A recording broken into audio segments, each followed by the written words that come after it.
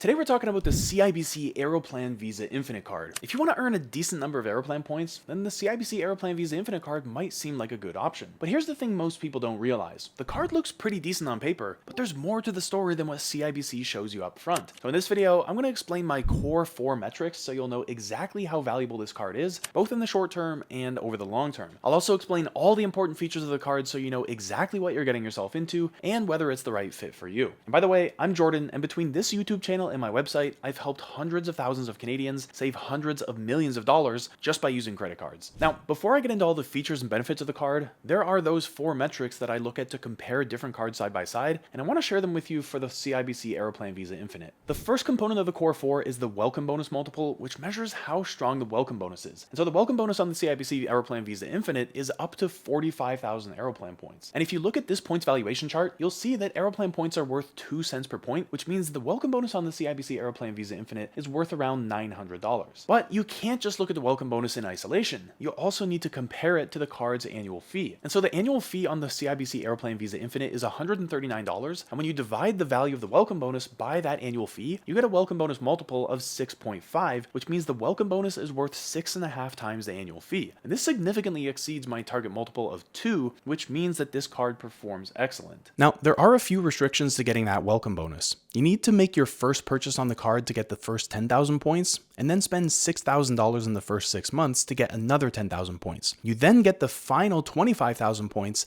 as an additional anniversary bonus when you have at least $12,000 in net purchases during the first year. So that's a pretty substantial spending requirement, but at the same time, it's not unreasonable if you're putting a significant chunk of your spending on the card. Now, the second piece of the core 4 is return on spending, which measures how strong the card's earn rates are. The CIBC Aeroplan Visa Infinite earns 1.5 Aeroplan points per dollar on eligible gas, electric vehicle charging, groceries, and Air Canada purchases, and then it earns 1 point per dollar on everything else. Now, in order to compare different cards side by side, I look specifically at these 5 core categories of earn rates. And as you can see, this is what the CIBC Aeroplan Visa Infinite earns in these 5 core categories. But to put these earn rates in context, we also need to look at some sample spending as well. And so this is the spending profile that I use for every credit card to see how the card stacks up. It may not match your spending exactly, but it is based loosely on average spending data from Stats Canada, with the numbers rounded a bit to make them easier to work with. And to be clear, this only includes credit card spending, so the one big expense that you won't see here is your rent or mortgage payments. But with all that in mind, if you multiply the earn rates by the monthly spending numbers, you end up earning 2,375 points every month. And because each point is worth 2 cents, the total value you get back from your monthly spending on this card is $48. That means that you're earning a 2.4% return on your $2,000 in monthly spending. And my benchmark here is 3%, so this card falls a little bit short of that target. Now, before I share the third and fourth components of the core 4, I want to first talk about the features and benefits of the card because you're going to understand everything a lot better that way. So the CIBC Aeroplan Visa Infinite comes with several Air Canada specific benefits that can add real value if you fly with Air Canada regularly. You get a free first check bag for yourself, your authorized users, and up to 8 companions on the same reservation when you're flying with Air Canada. This is actually one of the better baggage benefits out there since it covers your entire travel party, not just yourself. You also get preferred pricing when booking Aeroplan flights with Air Canada, which means that you'll often pay fewer points for the same flights compared to people without this card. And you also get access to CIBC's Visa Infinite Concierge service, which is available 24/7. But here's where things get interesting. The card also gives you status qualifying credits toward Aeroplan Elite status, so you earn 1,000 SQCs for every $20,000 you spend in eligible net purchases, which can help you reach higher elite status levels faster. And then the insurance package is actually pretty comprehensive for a mid-tier card. You get up to $5 million in emergency medical coverage for the first 15 days of out-of-province trips, flight delay insurance that pays $500 for delays over 4 hours, baggage delay coverage, and also rental car insurance. Now, what's particularly noteworthy is that this card extends its travel insurance benefits to award travel booked with Aeroplan points as long as you pay the taxes and fees with the card. And I mention this because most credit cards don't do this. They require you to pay for the full ticket price with the card in order to get coverage.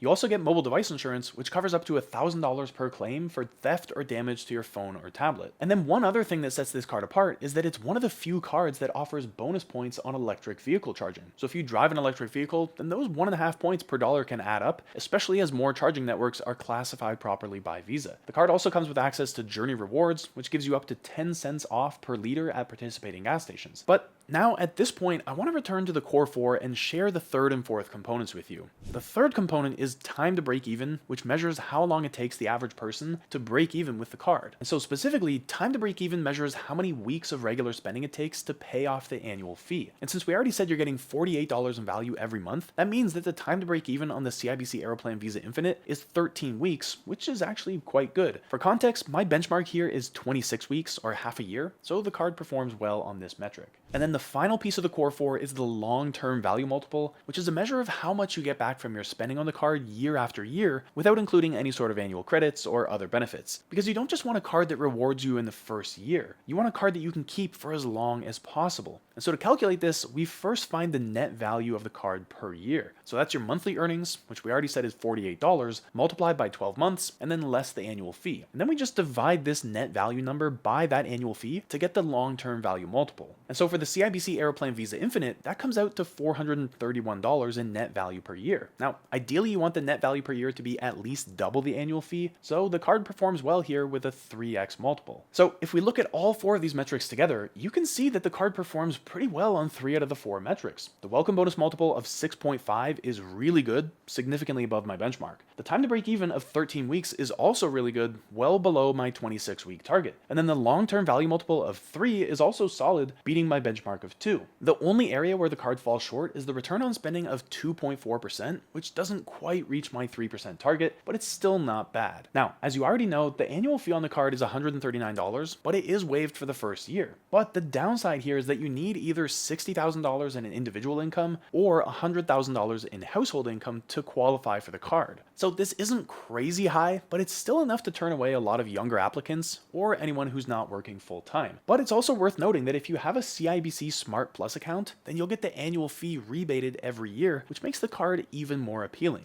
So if I had to pick the top 3 strongest features of the card, they would be: first, the comprehensive free check bag benefit that covers your entire travel party. Second, the welcome bonus that gives you some serious value in the first year. And third, the insurance coverage that extends to award travel, which is rare among Canadian credit cards. And so this card really makes sense if you're an occasional Air Canada traveler who just wants to dip their toes into the Aeroplan ecosystem without paying too high of a fee. It's particularly good for families since the free check bag benefit covers up to 9 travelers on the same reservation. And it's also a solid choice if you spend heavily on groceries and gas, since those are the card's bonus categories. And if you're building toward Aeroplan Elite status, then the status qualifying miles you earn can also be pretty valuable. But if you're a frequent Air Canada traveler, then you'd probably be better off with a more premium card that offers lounge access and other priority services. And if you want to earn as many points as possible, then there are cards out there with higher earn rates that will earn you more points on your everyday spending.